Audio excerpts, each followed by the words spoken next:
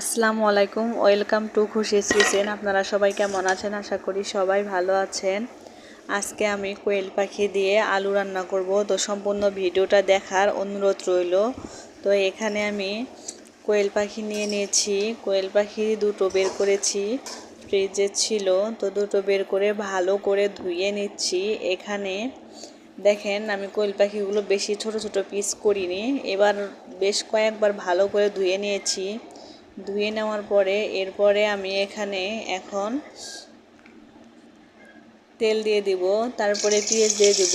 এরপরে পেঁয়াজ দেওয়া হয়ে গেছে, এরপরে এখানে দিয়ে দিব রসুন বাটা, পেঁয়াজ বাটা, হলুদের গুঁড়ো, মরিচের গুঁড়ো, লবণ ভালো করে দিয়ে কষিয়ে নিচ্ছি। তো দেখুন, কষানোর জন্য আমি পরিমাণ মতো একটু পানি দিয়ে দিচ্ছি। তো আমার পানিটা দেওয়া হয়ে গেছে, দেখুন উপরে তেল উঠে আসছে। এরপরে আমি মাংসটা এখানে দিয়ে দিব। তো আমি মাংসটাও দিয়ে দিলাম, এরপরে একটু ভাজা ভাজা করে নেব, তারপরে দিয়ে দিব আলু। তো দেখুন, এখানে আমি আলুটাও দিয়ে দিয়েছি। এরপর দুটো একসাথে মিক্সড করব। এরপরে দিয়ে দিব পরিমাপ মতো পানি, যাতে আলুটা আর মাংসটা একটু সেদ্ধ হয় সেজন্য।